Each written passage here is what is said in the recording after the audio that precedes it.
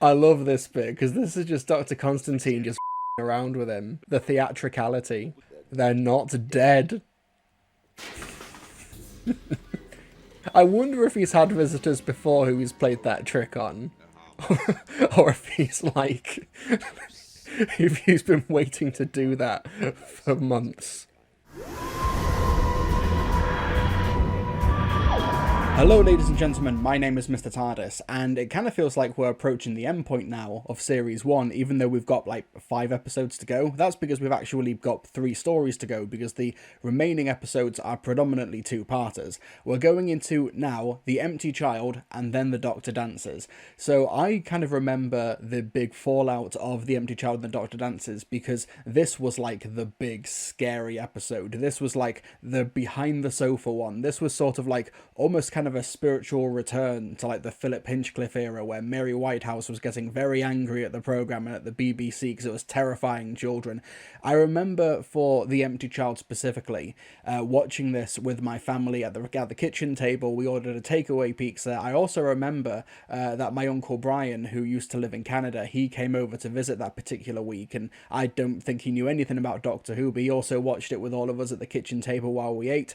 I think the cheese pizza gave me nightmares that night, or maybe that was just The Empty Child. A couple of years ago, my Uncle Brian passed away. That's his name on a golf ball in the background, if you've ever wondered what that is, on the shelves, because he used to love his golf, so they got a bunch of golf balls at the funeral made. So here we go, Uncle Brian's watching it with us again 20 years later. So for The Empty Child, Steven Moffat was a writer technically from the Wilderness Years, as he was the writer of The Curse of Fatal Death, which was the 1999 comic relief special with Rowan Atkinson. You can watch my in-depth review of that on my own channel as well. And while I wasn't really around for like the online discussions regarding Doctor Who in 2005, I kind of get the feeling that with this episode's incredible popularity, its critical acclaim, it won a Hugo Award as well this particular year, The Doctor Dances and The Empty Child. When there were conversations later on as to who would succeed Russell T Davies as the showrunner in a couple of years' time, Steven Moffat basically seemed like the no-brainer choice after this story, after The Girl in the Fireplace,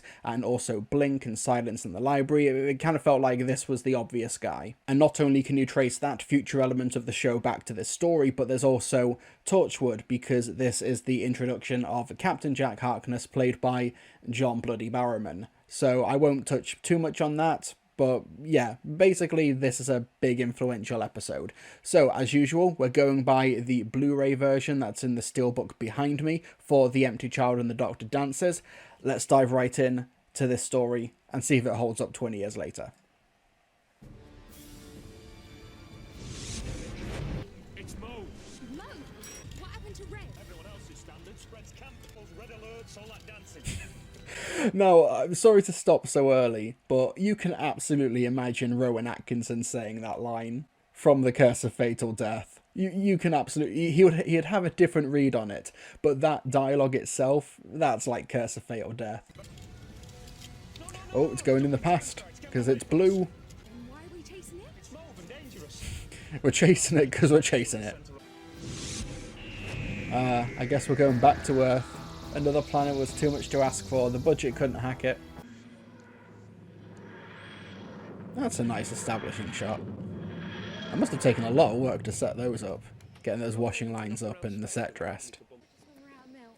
All the species in all the universe, and it has to come out of a cow. You can come out of oats now. You ever tried milking oats? Not easy. Oh yeah, and James Hawes as well.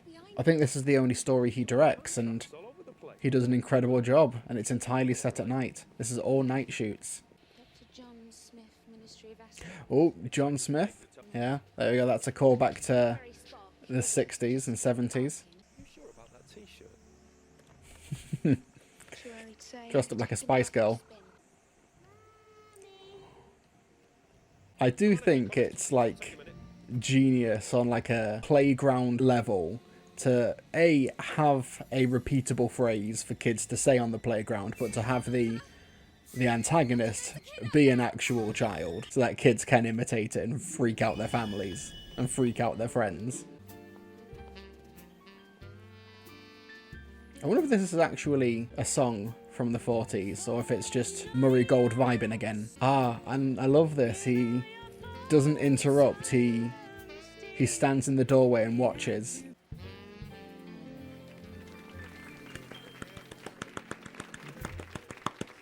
There we go. Walk around like you own the place. Has anything fallen from the sky recently? German bombs. What's up with that? I better stand up. Oh, and nearly 20 years later, Ruby would be climbing up on the roofs to stop goblins. Hang on, don't move. What is he doing up there? Is that ever explained? Apart from being the knight, being vengeance? Just climb the rope. Yeah. Seems sturdy enough. That seems a little contrived, I guess. She didn't see that when she looked up for the rope. Oh, out she goes. That will teach her to look out for kids. That requires a lot of upper body and core strength. I love these shots.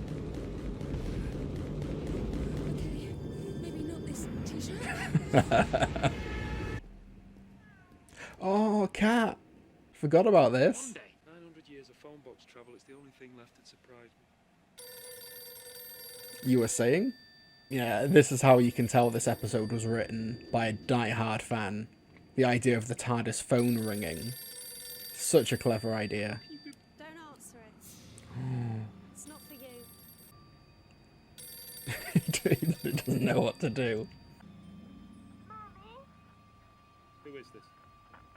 That's great, because the audience will recognise this. Somehow the idea of just a random child ringing the phone is even scarier than if, like, bloody Cybermen were on the other end of the line.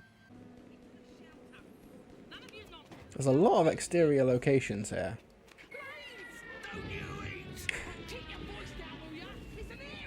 What, just waiting for a Big Finish to drop the 4-part box set on Mr. and Mrs. Lloyd. Tea's still hot. I'm not going to claim to be an expert in history, but I do think it's a really cool, like, semi-educational detail that, yeah, obviously I can't confirm it to be true, that while families were in the air raid shelters, yeah, there probably would be homeless and scavengers, there would be people taking advantage of the empty houses and risking their lives during the Blitz. But that's, yeah, because they are, like, you know, poor, they are the proletariat, you know, they're not really going to have as many of their stories told throughout history, but yeah, that kind of feels like a great world-building detail that even kids studying history might not be able to know about. Something they can go into the classroom and, you know, one-up their teacher. God, London's burning. Oh, here we go. Mr. Problematic. Excellent bottom. It is a masterclass in character introductions, I guess. Sorry, old man. You got an excellent bottom, too. And of course, we know if this guy had been introduced just 15 years later in Doctor Who, he would be the poster child for woke Doctor Who. But no, because he was introduced in 2005, he completely missed that boat. Probably for the best, but just kind of shows how far back culture and media commentary has gone in the past 15-20 years. So, what did that house say? There was some graffiti on the wall. We are still living in this blasted house, this blasted place. Never noticed that before. Oh, yummy, yummy roast. Good catch. Mobile communication device indicates non-contemporaneous life form. Yeah, no shit. Oh, Rose has had a rough time this episode so far. It's really interesting because the kid has done absolutely nothing to indicate that he's a threat. But we're still terrified of him right now because of how he's framed and the point of view shots. We guests in this house, we will not make comments of that kind. Washing up. I'm Nancy. One slice each, and I want to see everybody chewing properly. Nice detail that they're robbing, but they still want to try and keep the manners. Thanks, miss. He shouldn't be here either. Yeah, there's no moral high ground here. I make it 1941, you lot shouldn't even be in London. Sent me to a farm. So why'd you come back? There was a man there. Yeah, same with Ernie. God, yeah, that says so much as well. Like, there's little dialogue where there's really strong implications there. Feeding frenzy for the homeless kids of London town. Puddings for all. I'm not sure if it's Marxism in action or a West End musical. That's probably one of the best lines of the series as well. But it's really great characterization as well, and it's where I think Stephen Moffat and Russ T Davies definitely differ. I think we talked about this with Aliens of London and World War III, when the Doctor... It was a different setting, obviously, but he had no patience for domesticity, and he's, like, shooing and shoving the kid away. Whereas here, he's, like, really great with the kids. He's really, like... He's like a kindred spirit to them. And both of them are perfectly legitimate interpretations. And I want to find a blonde in a Union Jack. I mean a specific one. I didn't just wake up this morning with a craving. Here's horny Moffat. You took 2 slices. I love his crap drawing. That's so funny to me.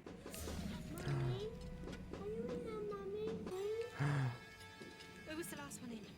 Oh, the newcomer, the new boy. New boy didn't close the door.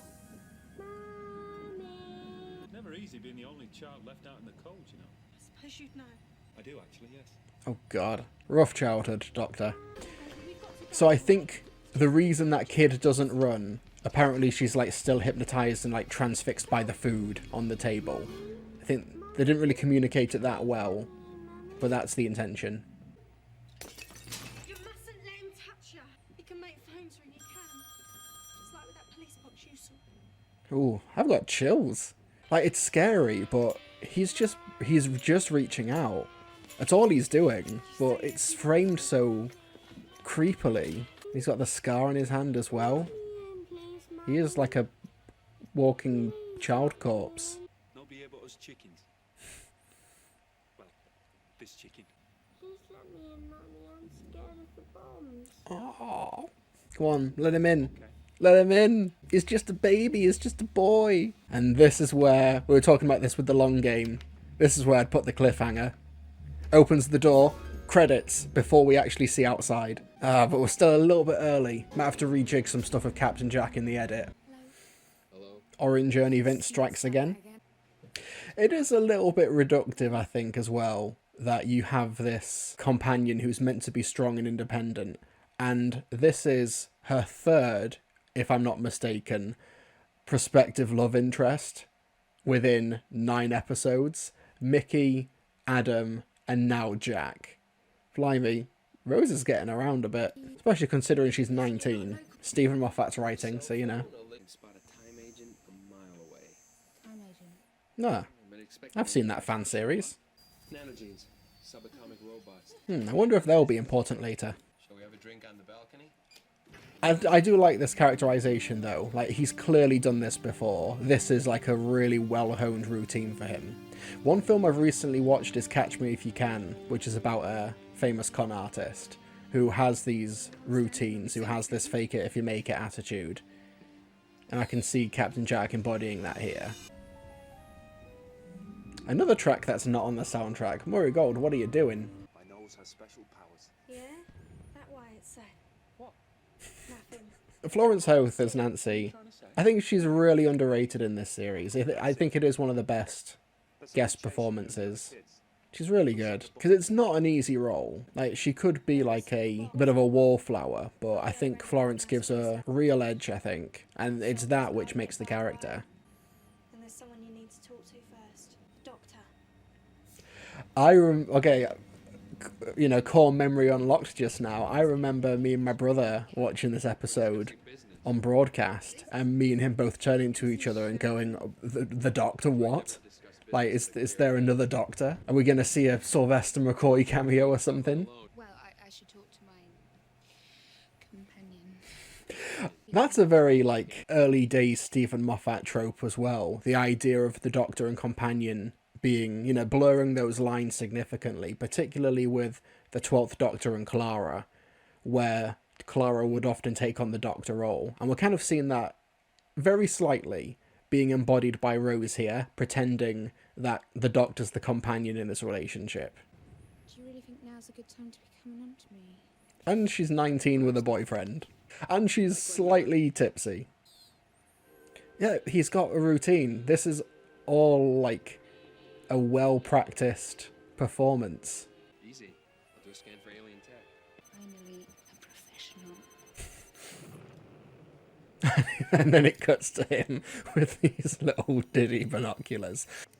Talk to the doctor first. It would have been fun casting if, for Dr. Constantine, they don't get Richard Wilson, who's brilliant in this episode, but they got like Tom Baker or something. That would have been pretty ballsy, but like never acknowledge it. Question the way you look after all those kids. It's because you lost somebody, isn't it? Yeah, the way that she was around that kitchen table. She just wants to be a mother again, basically. Little brother. Jamie. Oh no, sorry. Little brother. One night. Don't know what you do to Hitler. You frighten the hell out of me. It's alright, you'll lock him in a cupboard in a few years' time. And here's Albion Hospital again, from Aliens of London and World War III. It's a superficial callback. I bet he felt right clever if you spotted this in 2005. That's a nice shot. I don't know why it gets such grandiose framing. It is just a hospital. I can't remember what the next Doctor Who episode is that's entirely night shoots. And here's Richard Wilson, another contender for best supporting actor of the series. It's like he has 2 scenes in this whole 2-parter and he just runs away with them. It's like an Anthony Hopkins, like Silence of the Lambs type of deal. The gas mask seems to be fused to the flesh, but I can't see any burn. That's a pretty creepy detail. The idea that the gas mask just is the flesh, is the head. And somehow the sonic screwdriver is a medical device. Right down to the scar on the back of the hand. Oh, he's got it. Physical injuries as plague. That's a great idea as a sci-fi concept. What would you say was the cause of death? I love this bit because this is just Dr. Constantine just fucking around with him. The theatricality.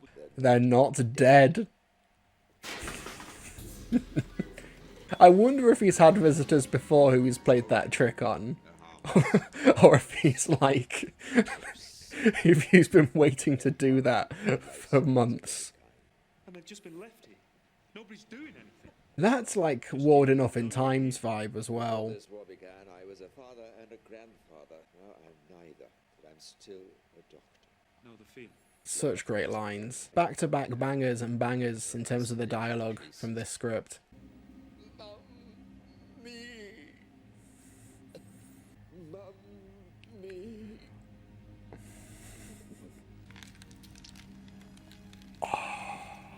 God, you can hear the cracking of the bone, which was not in the TV version because it was too intense.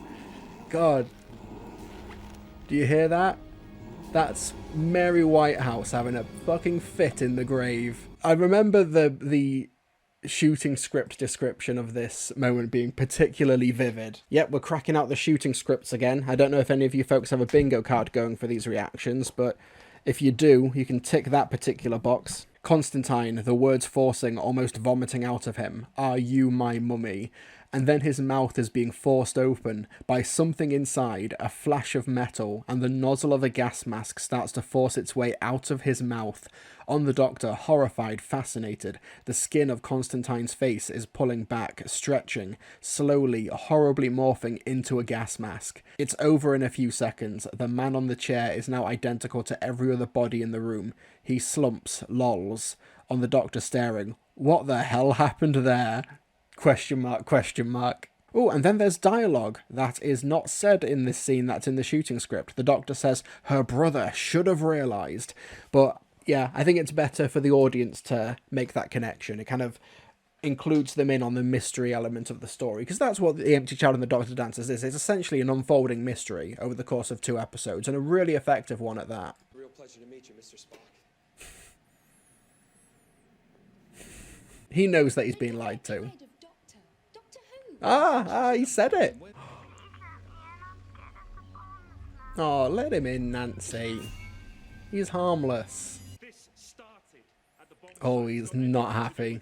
You said it was a warship. They have ambulances in wars. Technically correct. But U-boat captain?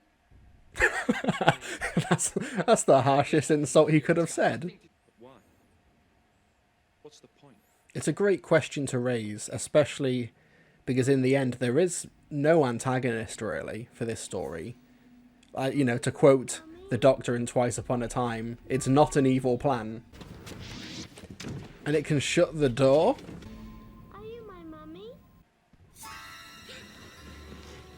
There's a little jump scare there for the kids at home, if they weren't, you know, frightened enough.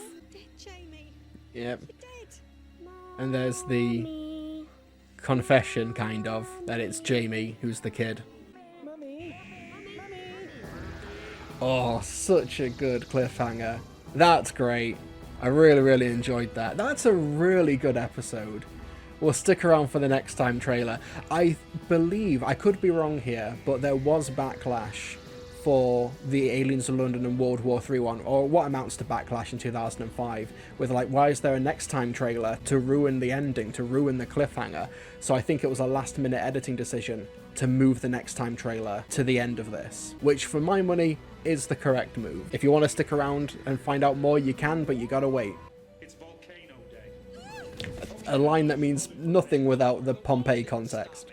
The world doesn't end because the Doctor dances. She said it. And nothing in the world can stop it. Oh, that's so good. Yeah, this episode's a banger. It's so good.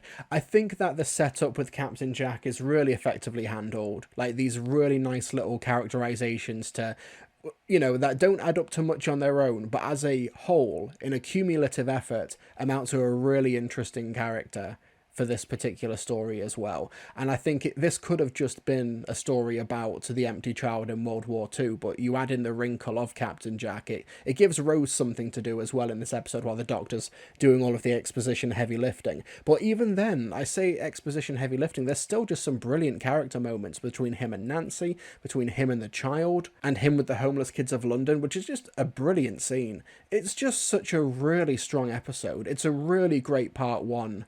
I think part two isn't as strong, but I think that's because this episode just does such a great job at setting the mood, setting the tone, these really great atmospheric set pieces, and the fact that we basically have nothing to go off of in terms of the empty child being an actual threat in and of himself, but we're still terrified of him. It really is a testament to the direction, it's a testament to the sound design and the framing and everything as well, that we don't see this kid do anything to harm anyone, but it scares the pants off everybody who watches the episode for the first time. It's very difficult, I think, now, in the year of our Lord 2025, to have an episode that will scare a younger generation so definitively like The Empty Child, and also like stories like Blink, because, you know, the threshold for what scares a younger audience is now significantly raised because they have such access to entertainment and media and YouTube and Five Nights at Freddy's jump scare compilations and stuff. So I don't begrudge the show now for not being able to scare kids as well as it could in 2005, or, you know, to a different extent, you know, stories like the Daleks in the 60s or the Deadly Assassin in the 70s. It's a really hard thing to do now in the 2020s, but every so often you will get an episode like The Well from this recent season of Doctor Who that I think could really scare the pants off of kids watching it, because the fundamentals are just so strong. It's really good. You know, there's a lot of Moffatisms which I kind of roll my eyes at now, but of course, you know, they weren't Moffatisms 20 years ago. This was just a really fresh approach to Doctor Who from somebody who clearly was a lifelong fan. Everything from teasing another doctor in the hospital, to the TARDIS phone ringing, to just these little asides and these little lines like him being the only child left out in the cold, no longer being a father or a grandfather after a war. Just these really nice little lines, these really nice little moments that Eccleston absolutely runs with. He sings the praises of Stephen Moffat's script in his autobiography, and I think he's absolutely right to do so. Yeah, really great stuff. I won't keep you folks waiting. We're going to dive straight into the next episode, The Doctor Dances. We had that brilliant cliffhanger. Let's see how the Doctor, Jack and Rose are going to get out of this one. Nancy, the thing I'm looking for. You know what I'm talking about, right? There really is an art to making these catch-up trailers, because you've got to get the right amount of information in there without just bogging everyone down. What was the cause of death? They're not dead. This is a slight cheat, though, because this isn't what prompts them to attack the Doctor, Rose and Jack. That's not what happened last week. Have you got amnesia? Go to your room. Aww. To your room! What a gamble. Oh, little Jamie. Folks, I want to know, are you a fan of cliffhangers that resolve before the titles, or do you prefer them to be resolved after the titles? Maybe it's a case-by-case thing, but do you have a preference broadly? Let me know in the comments. God, it's a sad image. Just this orphaned kid just wandering the streets of London at night alone during the Blitz. That's sad. That's a perfect shot. And a great one to have James Hawes have his name on it. The all clear. I wish. Out of the frying pan into the fire, I think. That's a great little bait and switch as well. I thought you were Jamie. I don't think you needed that ADR.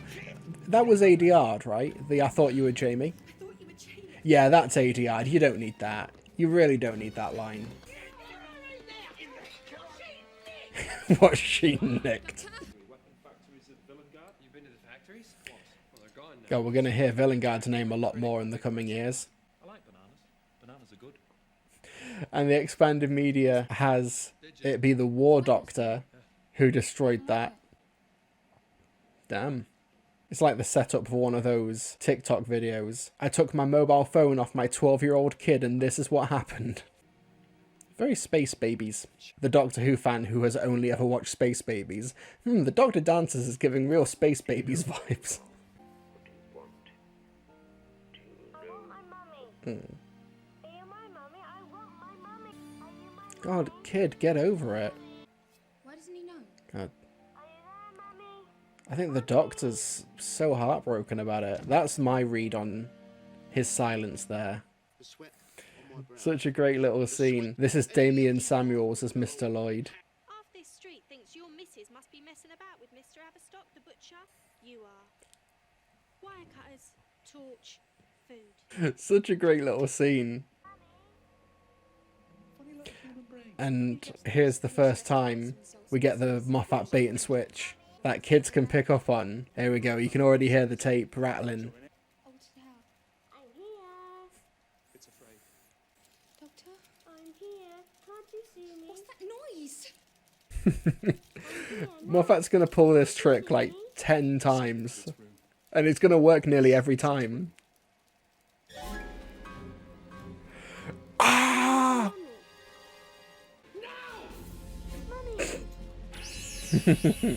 I think the implication is that Jack was going to shoot the child. The Groves of Villengard thought it was appropriate.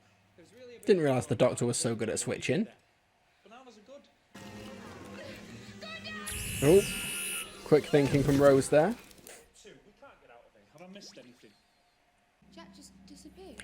Oh, they saved a lot of money there by not showing the disappearance effect. I love this detail as well with this kid with the typewriter. He can't type, he can't read or write, but he thinks the machine can do it for him. And I just remember with the typewriter, Moffat's gonna do the same fucking thing with the sound effects. That's where it all started. See, Now we okay, find out he's how. stepped away from the typewriter. And I love the way Nancy plays it, There are things I haven't told where it's gonna start again in a moment and you'll see her eyes like darting to the left slightly. me. Even right now, sitting here, you're in danger. Yeah, she's already noticed. You're the one that Jim is sitting there right next to you. So who's typing? It's so good. I wonder what the scene would be like without the music, though. Just like awkward shots, silent shots of a typewriter. Busy and chew your food.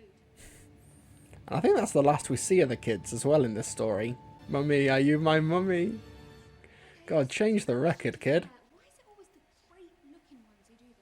I'm making an effort not to be insulted. Men. Okay, thanks. That really helped. And Eccleston thinks he's not funny. Come on, pull the other one. That's probably the most sinister thing, like textually, that the kid does in this two-parter. about the sick. That's a great shot. Saved my life. Bloke-wise, I sat there with flossing. God, yeah, this is the guy who wrote Coupling, 1000%. You just assume What? You just assume I don't dance. So, the subtext here, this is not a flattering frame of Billy Piper, I apologise. The subtext here, made explicit from Stephen Moffat in Doctor Who Confidential, is that this is not about dancing, this is about sex. And, you know, I'm in two minds on this. Yeah, it's like an interesting interpretation of the Doctor companion dynamic. Interesting in quotes, but also like I do think that the more interesting dynamic, and I said this in Father's Day, is that the Doctor, or specifically the Ninth Doctor and Rose, is that it's a father-daughter relationship, especially with Father's Day, which is like sort of the defining Rose Tyler story in this particular series for me. So it's like, okay, it's not about a father-daughter dynamic, or at least it was, and now it's become a romantic sexual one.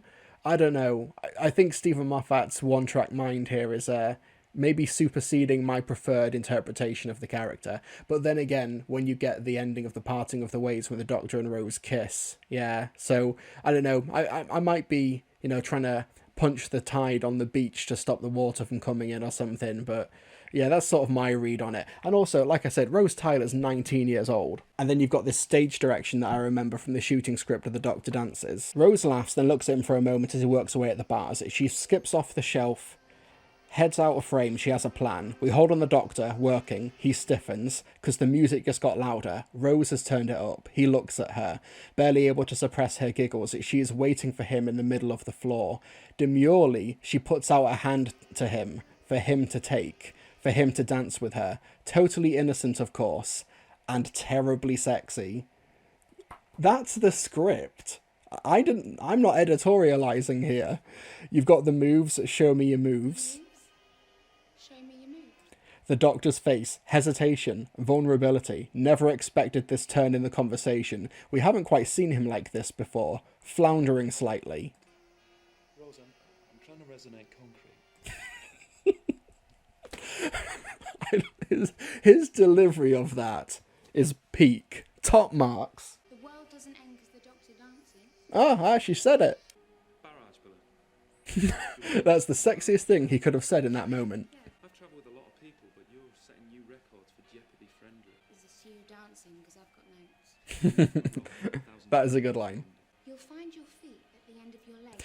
Like, literally one story ago in Father's Day, Yeah? Shame I missed it's such a harsh pivot for me. Nanobots, nanogenes, Nanogenes, yeah. subatomic robots. I wonder if they'll be important later. We were talking about dancing. It didn't look like talking. Didn't feel like dancing. He's just being ganged up on. And not in a fun way. Oh, another track not on the soundtrack. There you go, we were on about bingo cards last week. You used to be a time agent, and now you're trying to con it. And this never got resolved, as far as I'm aware. We learned a lot about Jack in Torchwood and his past, but this specific thing, the 2 years of his life that he lost, we never find this out. And I've made the point before that in Revolution of the Daleks, when Jack comes back, after the Timeless Children, when the 13th Doctor realises that she's lost memories, that the Time Lords have taken memories away from her, and then the next story is Captain Jack, and this is never brought up. It seems like a massive missed opportunity on a character level for everyone involved, really. Chin her up where Jenkins can keep an eye on it. Oh, so yeah, because that's Alfie from part 1 from Empty Child. So is this the military deployment that Captain Jack had infiltrated? Which is it's an interesting one because it means that he's able to overlook the security of the ship that he dropped there. I know because I've seen it before. I wonder how many times she has seen that. And unless you let me go, it's God, she's been through the wars, literally. What's your mother's name? Matilda. You got a wife? Wife's name? Also Matilda. Well, sorry audience, we could only afford to do this once on screen. We could only afford the special effects to do it once. Is this in the soundtrack? I don't think it is. You're not as tight. I'll distract them. Like I said, we've regressed so much in terms of media commentary in the past 20 years. If this was in the new series now, GB News would be trying to burn the BBC down. Oh no, they found extra money in the budget. They can show it again. Oh, we even got close-ups this time. Anyone else here singing? Not only is this a wonderful moment, but it implies so much about Nancy that she's had to do this before. Oh, that's such a great shot. Director James Hawes absolutely cooking with that one. Yeah. Who's really in charge? It's the Doctor, innit? 2,428 feet. Reattaches barbed wire. Go! God, that screwdriver really does everything, doesn't it? No wonder the Doctor Who Confidential episode that accompanied this was all about the gadgets. Yeah, it's zombie stuff. It's a really novel way to get a quote-unquote zombie story in Doctor Who and make it family-friendly. It's a contagion, it's the undead, their uniform, hive mind. It's a zombie story, but in World War II. And this is such a great scene as well. Say what you will about Stephen Moffat's gender politics, but he passes the Bechdel test with this one. I believe ya. Believe anything, me. Future. Oh, that's such a great detail. I don't really associate Stephen Moffat with being a historian. I mainly associate him with being a really talented but horny writer. But the idea that Nancy doesn't think there is a future, like she thinks that beyond the next year or so there is literally nothing because of the apocalyptic state of the world. Everything from Nancy and the collection of homeless kids who raid houses during the Blitz, like just these little details that I never really consider when it comes to World War II, but it's woven so organically here, so brilliantly. Stephen Moffat maybe should do more historical stories. I know his next one after this, Girl in the Fireplace, is a historical story, but I don't know. I think we associate him so much with, like, timey-wimey machinations, with, like, witty banter and sex and stuff like that. But, I don't know. He has a real great eye for historical detail, or at least really compelling characterizations through a historical lens. Do you know what? You win. We win. I mean, you hear that in 1941. Oh, this scene. It's basically unfiltered Doctor monologue, and I adore it. I was so captivated by this scene, watching this when I was just 12 years old, thinking maybe I wanted to become an actor one day, and seeing Christopher Eccleston absolutely cook. What's life? Life's easy. A quirk of matter. Nature's way of keeping meat fresh. Nothing to inanimate. That's a great line. Can't tell what's gas mask and what's skull, but they do their best. And off they fly. Off they go. Work to be done. They won't ever stop. Looking for its mother, and nothing in the world can stop it. I didn't know. Not only does Eccleston cook here, but it's the idea that he's saying this just to antagonize Jack, really let him know how much he's royally screwed up here. And also, yeah, the idea of it being like a zombie story, it's the equivalent of like a lab leak, because every single zombie story has a patient zero, and in this case it's Jamie, the empty child. And I think, you know, it's such a novel way to make a family-friendly zombie story. Yeah, and here come the zombies through the fog. This is a battlefield ambulance. That's why the child's so strong. Why it could do that phoning thing. That feels like a villain guard type approach that Stephen Moffat would employ later, particularly Boom. Even the ambulance idea, because this is a Chula ambulance, and we have the ambulances in Boom as well. God, Stephen Moffat really did just have like 5 or 6 really great ideas that he would just rotate through over 20 years of writing for Doctor Who. There isn't a little boy born who wouldn't tear the world apart to save his mummy, and this little boy can. God, Eccleston's so good. To be fair, he's given gold from Moffat. It is, it's all my fault. How can it be yours?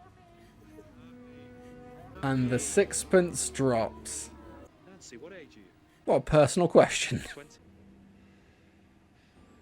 Not a great green screen effect, but I'm swept up in the drama.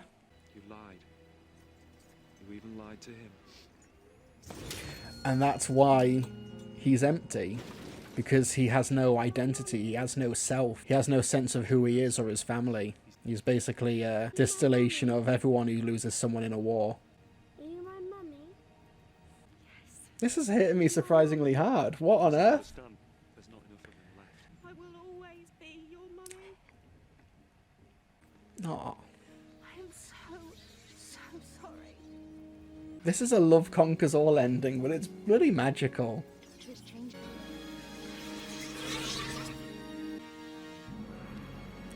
Ah, he's cute! He's cute! 20 years to pop music, you're gonna love it. I wonder what it says on the side of the bomb.